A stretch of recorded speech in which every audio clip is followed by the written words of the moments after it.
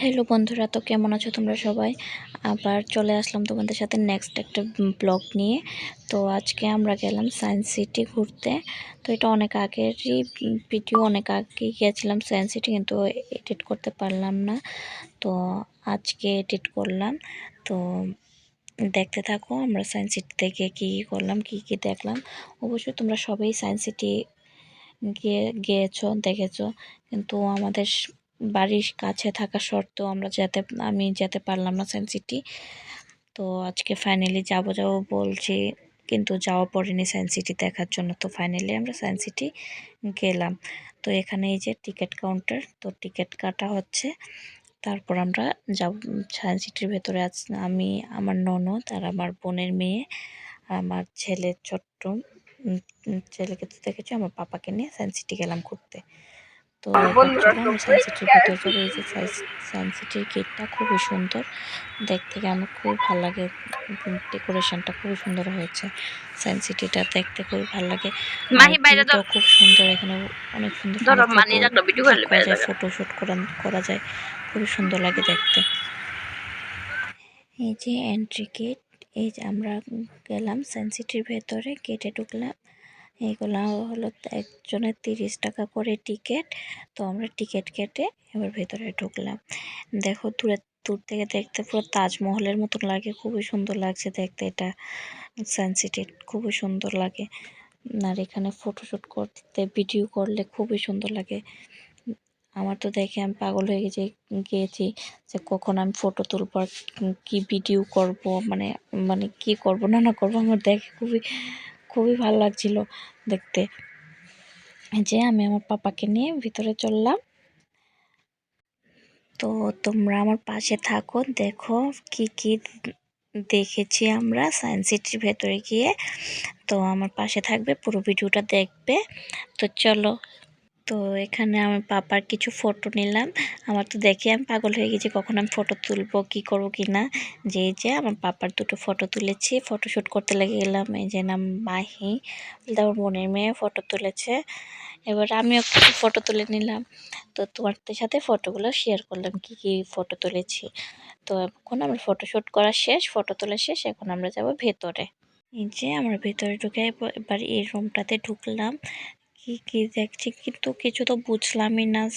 আমি যদিও বলতে সায়েন্স সম্বন্ধে কিছু কম বুঝি, তো এগুলা কি কি বানিয়েছে কিছু তো বুঝলাম না, কিন্তু দেখেছি, কিন্তু ভালো লাগছে দেখতে, খুবই সুন্দর অনেক কিছু বানিয়েছে। কিন্তু মানে ওইগুলোর নামে আমি কিছুই বলতে পারি না। কি কি দেখলাম, এদিকে একটা কাঠ দিয়ে কি বানানো সেটা তো আমি জানি না, কিন্তু তোমরা যদি জানো আমাকে কমেন্ট বক্সে অবশ্যই কমেন্ট করে বলবে এগুলোর নাম কি। তো ঘুরে ঘুরে সবটি দেখলাম কি কি আছে। এই যে এটা একটা কি সার্কেল গেমই না কি বুঝলাম না। এটা এই বলটা নিচে থেকে উপরে উঠালো, এটা ঘুরতেই থাকলো, ঘুরে ঘুরে ঘুরে ঘুরে এটা ঘুরতে ঘুরতে মাঝখানে যে মিডিয়ালে এইখানে যাবে, কিন্তু এটা অনেক টাইম লাগে, ঘুরছে ঘুরছে ঘুরছে ঘুরছে, নিচে নামে উপরে ওঠে।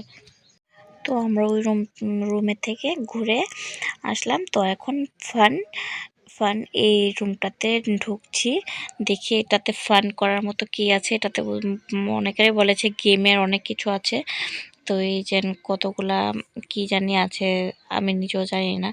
এই যে একটা এরকম এটা বানানো আছে, এটা একটা পৃথিবীর মতো দেখাচ্ছে, এটার উপরে জল পড়ছে, মানে এটাই বোঝাচ্ছে যে পৃথিবীর উপরে কিভাবে জল পড়ে, এটাই।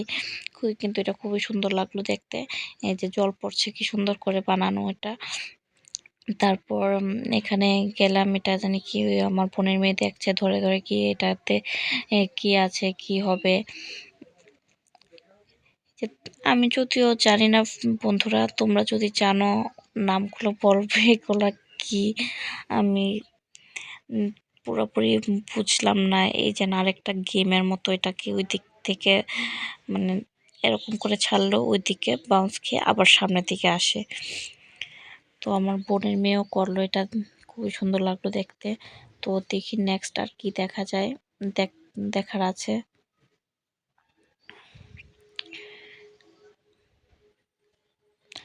তারপর আমরা ঘুরে ঘুরে দেখছি কি আছে। এটা একটা এটা জানি কি জানি না, ডোন্ট টাচ লেখা আছে।